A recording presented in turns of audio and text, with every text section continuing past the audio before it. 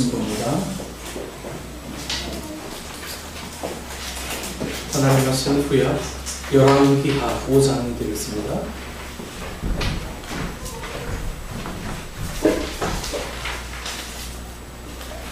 열왕기하 5장 15절부터 23절 말씀까지. 열왕기하 5장 15절부터 23절 말씀까지. 우리 다 찾으셨으면 우리 교독하겠습니다. 15절 말씀 제가 먼저 봉독합니다. 나아만이 모든 군대와 함께 하나님의 사람에게로 돌아와서 그의 앞에 서서 이르되 내가 이제 이스라엘 외에는 온 천하에 신이 없는 줄을 아나이다. 청하건대 당신의 종에게서 예물을 받으소서 하니라.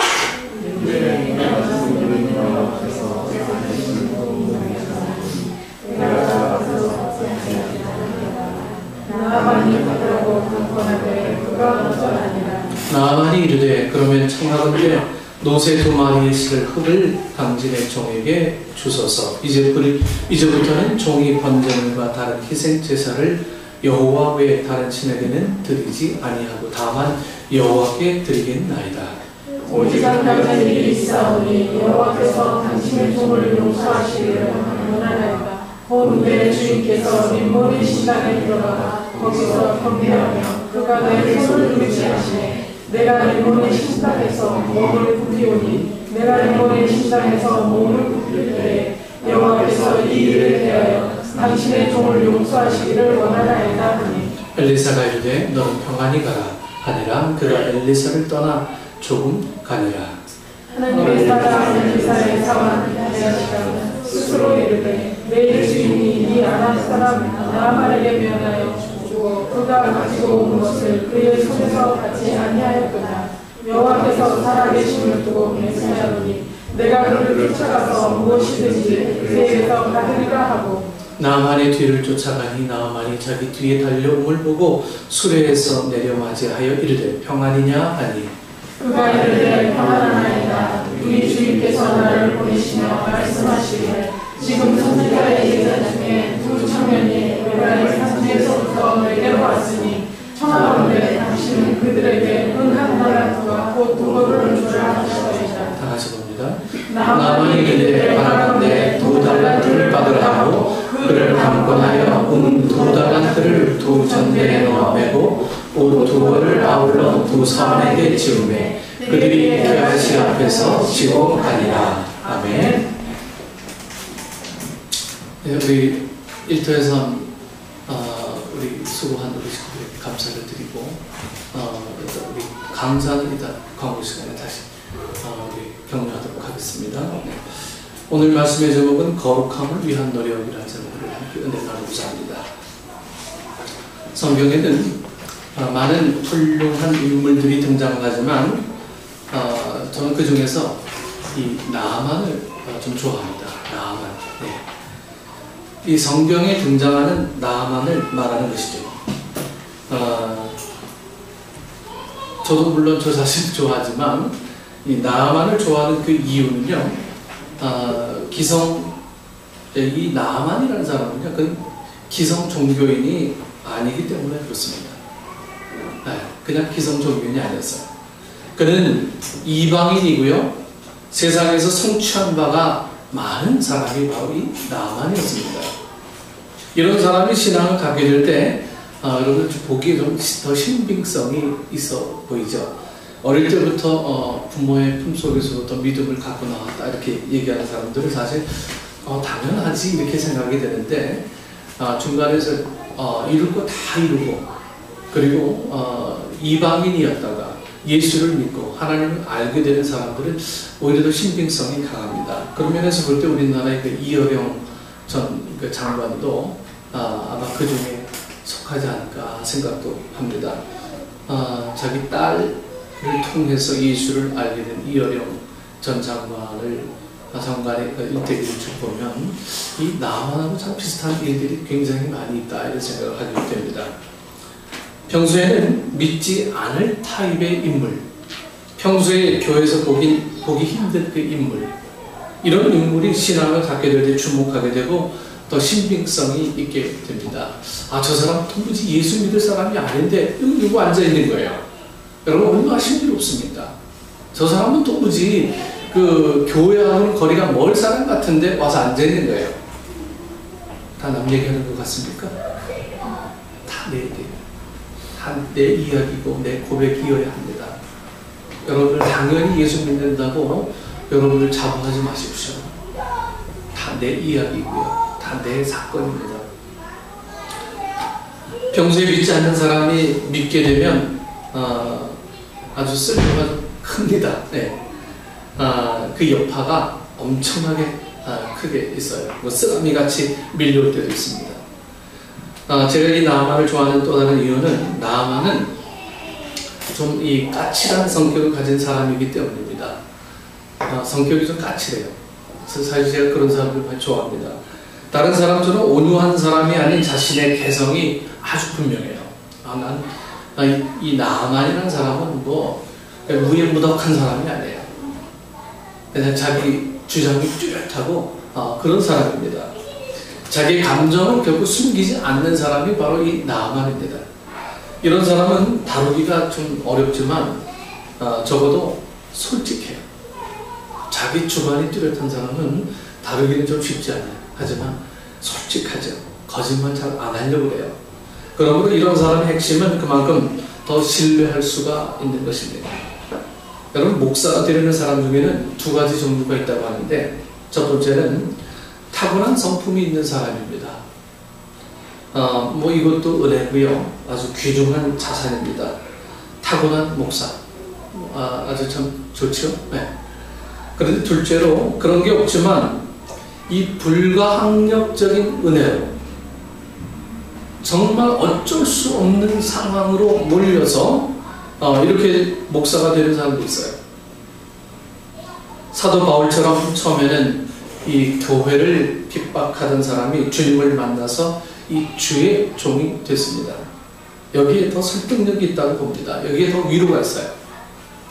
처음부터 목사 될 사람이다 이렇게 하는 것도 참 귀한 일이지만 이 교회를 핍박했고 정말 이 하나님이 그를 잡아주시지 않으면 안 될 사람이 주의 일을 하게 된 것, 이것은 오히려 우리에게 훨씬 더 큰 설득력이 있지 않느냐, 더 위로가 되지 않느냐 하는 거죠.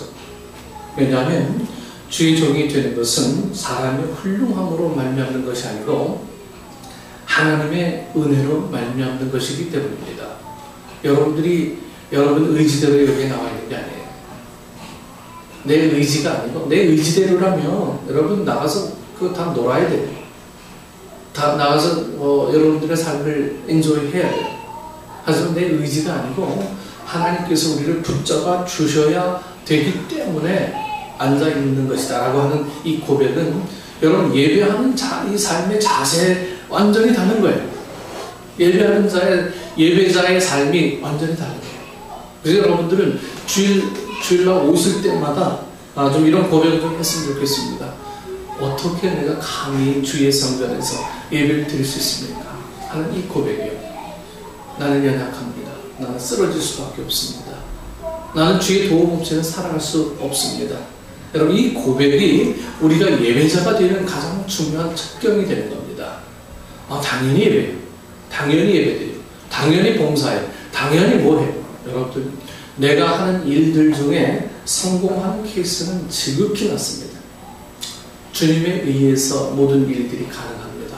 주님에 의해서 섬깁니다. 주님 말씀에 의지해서 반주하고요. 주님 말씀에 의해서 모든 일들을 섬깁니다. 라고 하는 이 고백은 우리가 같은 섬김이고 같은 봉사고 같은 충성이지만 그 질은 완전히 180도 다른 능력이 된다라고 하는 거예요. 같이 앉아있지만 은혜 받는 사람의 척도가 다 다르듯이 오늘 예배자로서 어떻게 서느냐에 따라서 내가 하나님 앞에 어떠한 사람으로 서느냐가 결정이 되는 거죠. 여러분, 그런 강인한 성격의 남자도 때로는 약해질 때가 있어요. 여러분, 항상 사람이 이중적이잖아요. 강한 사람 같은데 너무 약해요. 네.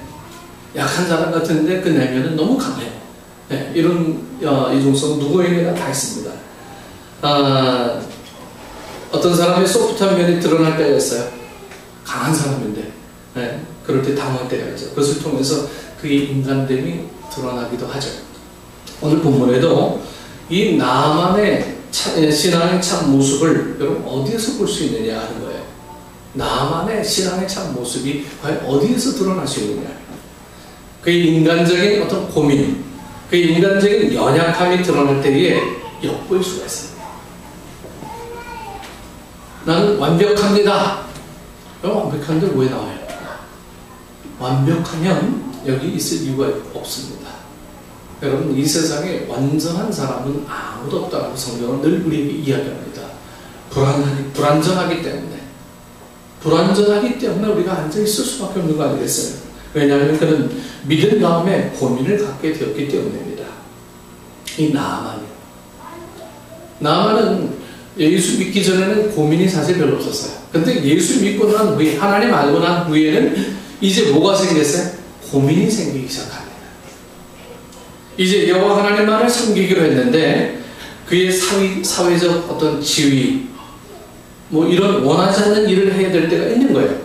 사회적인 지위로 볼 때 내가 하나님께서 원하지 않는 일을 해야만 할 때가 있어요. 이게 어떤 일이냐면요, 임금이 나만의 팔을 의지하고 이 우상의 신전에 들어가서 우상 앞에 절을 할 때 나만이 함께 이 고개를 숙일 수밖에 없었습니다. 이제 나만은 하나님을 섬기기로 작정한 사람인데 이 왕이 나만을 너무너무 신뢰하는 거예요. 그래서 나만을 데리고 이 우상의 신전에 들어가서 이 왕이 절을 하는데 이 나만이 절을 하지 않을 수가 없는 거예요. 머리를 숙이지 않을 수가 없었던 거예요. 얼마나 임금의 총애를 받으면 임금이 신전에 들어가서 경배할 때 나만의 팔을 의지하겠습니까? 웬만하면 자기 자신의 팔을 의지할 것 같은데 나만을 그만큼 신뢰했다는 말이죠. 너무너무 신뢰해서 자기가 개인적인 일 아니에요. 그럼에도 불구하고 나만을 데리고 나만의 손을 의지해서 신전에 들어가서 이 자기 나름대로의 절을 할 때 이 나만도 그렇게 할 수밖에 없었던 이 고민들. 그러기에 나만은 이 왕의 신뢰 앞에 결코 이 뿌리칠 수가 없었던 일이 있었습니다. 그렇다고 우상한테 절을 할 수도 없고 이것이 나만에게 고민이 되는 거예요. 그래서 엘리사 선지자에게 이제 상의를 드리는 겁니다. 엘리사 선지자님, 제가 지금 이 왕의 아주 총애를 받는 신하인데 왕이 나를 이 우상 신전에 데리고 갑니다. 어떻게 할까요? 어떻게 하면 내가 저 우상에게 절하지 않고 오직 하나님께만 예배할 수 있는 그런 사람이 될 수 있을까요? 이렇게 이 엘리사 선지에게 질문하는 겁니다. 여러분, 정말로 사람의 회심했다는 증거가 어디 있습니까? 사람이 회심했다는 증거예요. 첫 번째는 여러분 삶 속에서 주님을 섬기고자 하는 소원이 일어났느냐? 여러분, 내 속에서 주님을 섬기고자 하는 소원이 내 속에서 일어났느냐 하는 이것이 정말 내가 회심했다는 첫 번째 증거가 되는 거예요. 여러분, 우리 속에 아직도 주님을 섬기고자 하는 소원이 내 속에서 막 일어나지 않았다고 하면 내가 회심을 한 건지 그냥 내 의지적으로 교회를 다니는 건지 여러분 다시 한번 점검할 필요가 있어요. 여러분, 의지적으로 다니는 일에 여러분 이 교회 생활이 얼마나 무기력합니까? 의지적으로 다니는 이 교회 생활은 결국 나를 기쁘게 할 수가 없어요. 하나님께서 내게 수많은 감사의 조건을 줌에도 불구하고 이것은 다 우리가 노력한 것이다라고 계산될 수밖에 없는 현실 앞에 하나님 앞에 이 예배자로 설 수 있겠습니까? 결코 그렇지 않아요. 회심했다는 증거를 얻을 수가 없어요. 둘째로, 원하는 대로 신앙을 실천하지 못하는 데서 말미암은 이 고민이 일어나느냐 하는 거예요. 내가 정말 내게 부여받은 사명이 있는데 이것을 감당하지 못해서 내 속에서 정말 고민이 일어나느냐 하는 거예요. 이 일들이, 이 고민이 우리에게 없다면 내 속에서 정말 회심했다는 증거를 찾기가 어렵습니다. 그래서 내가 좀 손해되더라도, 내 물질이 들어가더라도, 내가 내 유익을 주님 앞에 손해본다 할지라도 예배 생활과 모든 일들의 전심으로 진력해야 될 이유들이 이 회심의 증거 앞에서 고백이 될 수밖에 없는 거죠. 내 거 다 취하고 주님 다 충성한다고요? 여러분 천만의 말씀입니다. 이 둘 다 사람이 정말로 회심했다는 증거가 되는 모순이 아니냐 이렇게 생각할 수 있어요. 어떻게 주님을 섬기고자 하면서 동시에 고민이 된다는 얘기입니까? 여러분 주님을 섬기면서 동시에 고민되는 일들이 있습니까? 그 이유는 세상에 현실이 넉넉지 않기 때문에 그렇습니다. 하나님이 그 사실을 모르는 게 아니에요. 내 사정을 모르는 게 아니에요.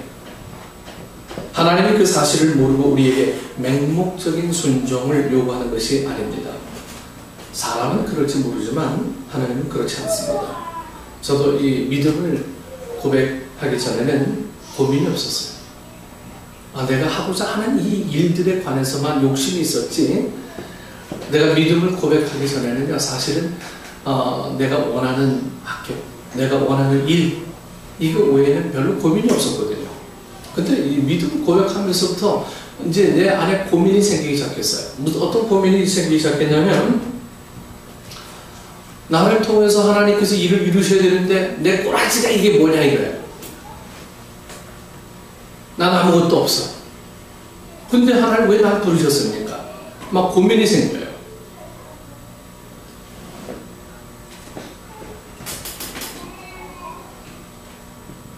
예수 믿기 전에는 교회를 다녔어요. 중고등학교, 초등학교 때부터 내 동생 손잡고 산 위에 있는 교회 열심히 다녔습니다. 왜? 부모님이 다니니까. 중고등학교 때도요, 다녔으니까 또 다녀야지. 그래서 지금 그 백권산 다니던 그 교회를 중학교 때부터 다녔습니다. 거기서 학생회장도 하고, 그냥 다녔어요. 열심히 봉사하는 게 그냥 좋은 거예요. 고민이 별로 없어요. 그냥 다니는 거구나, 이게. 유일한 고민이 있다면요, 예배가 왜 이렇게 지루하지? 이게 고민이었어. 도대체 말씀이 도대체 저게 뭐야? 이게 막 가슴에 닿지도 않고요. 이게 고민이었어요. 이 예배에 왜 기뻐해야 되는데 왜 기쁨이 없을까? 이게 고민이었어요. 교회가 지루하고 불편하다는 고민이 있었지만, 어떤 신앙의 고백 같은 이런 고민은 없었어요. 그런데 예수님을 고백하고 나니까 제가 예수님을 믿음으로 고백하는 시기가 신학교 때였거든요. 좀 아이러니하죠? 신학생이 그때 믿음 고백했어요. 예수님을 영접하고 나니까 이전에 없었던 고민이 막 생기기 시작하는 거예요. 누구에게 말하기 어려운 고민. 그러나 성경은 그 사실을 정확하게 집어내고 있어요. 갈라디아서 5장에 육체의 소욕과 성령의 소욕이 서로 대적하여 너희의 원하는 것을 하지 못하게 함이니라. 사람의 거듭나기 전에는 육체의 소욕만 있을 뿐 성령의 소욕은 없습니다. 거듭나고 나니까 성령의 소욕을 느끼기 시작하는 거예요. 거듭나고 나니까.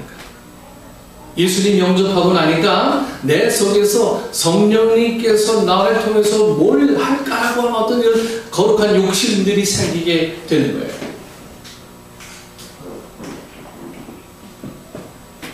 그전에는 고민이 별로 없었어요. 그냥 오늘 주일이다, 교회 가야지. 여러분 이거 고민 하나도 아니잖아요. 근데 예수님 영접하고 내가 고백을 하고 난 다음에는 거룩한 고민이 생겼습니다. 하나님, 날 부르셨는데 나를 어디에 쓰시려고 부르셨습니까? 거룩한 고민이 생겨요. 다시 말해서 성령의 소욕을 막 느끼기 시작하는 거예요. 여러분 마치 이 와이파이를 잡는 것과 같다고 봅니다. 와이파이. 여러분 그때 스마트폰의 설정을 누르면 이제 와이파이 이렇게 나오잖아요. 이 와이파이를 누르면 주변에 이 와이파이 시그널이 있는지를 막 이 핸드폰이 막 검색해요. 네. 그래서 그래서 근처에 이 와이파이 시그널이 없으면 아무 표시도 안 떠요. 그렇죠? 근데 와이파이가 설치된 곳에 가면 이 와이파이 로고가 막 뜹니다. 이렇게 해서 막 떠요. 마찬가지로 사람이 거듭나기 전에는 성령의 이 소원이 전혀 뜨지 않다가 이 거듭난 후에는 성령의 이 와이파이가 그때부터 막 잡히기 시작하는 거예요. 똑같은 핸드폰인데 전에는 이 와이파이가 잡히는 곳에서 무관심하다가 이제는 어디서 와이파이가 잡힐까 이걸 막 고민하게 되는 거예요. 똑같습니다. 우리가 어디에 가든지 와이파이는 설치된 곳에서만 잡을 수가 있지 않습니까? 사람의 그리스도인이 되면 그리스도인이 되면 어디 가든지 그럼 성령의 소원을 자꾸만 느끼기 시작하는 거예요. 이것이 우리에게 거룩한 고민이 되어야 됩니다. 내가 뭘 할까? 오늘 나를 통해서 뭘 많은 사람들에게 유익을 주게 할까? 이런 소원들, 성령의 소원들을 자꾸만 갖게 되는 거예요. 습관적인 예배가 우리를 얼마나 타락하게 만드는지 아십니까? 그래서 교회 안에 주여 주여 하는 자마다 다 천국에 갈 것이 아니라고 하는 이유들이 바로 오늘 이러한 이유가 있는 거예요. 성령의 소욕을 우리가 느끼지 못한다면 우리가 정말 거듭난 사람인지 여기에 대해서 깊이 고민을 하셔야 하는 거죠. 교회에서뿐만이 아니고 여러분 일터에서, 집에서, 낮이든 밤이든 좁은 길을 걸으며 밤낮 기뻐하는 것 주의 영이 함께 하니라.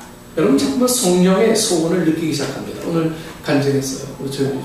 전에는 일을 내가 원해서 잡고 내가 필요로 해서 모든 것들을 잡는다 했는데 이제는 일터에서 공부하고 나니까 이제는 하나님께서 내게 일을 허락하신 것입니다. 그 일을 통해서 목적하신 바가 있습니다. 여러분이 고백하잖아요.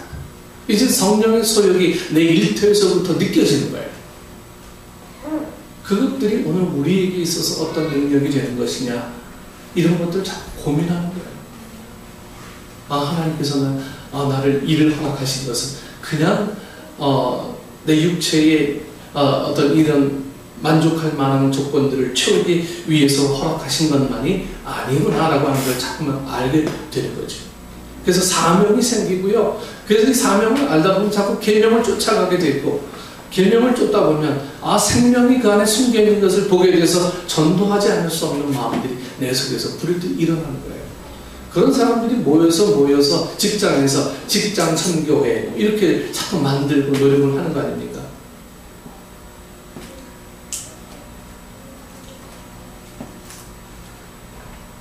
여러분 성령의 소욕을 느낀다고 해서 그렇다고 육체의 소욕이 없어지느냐?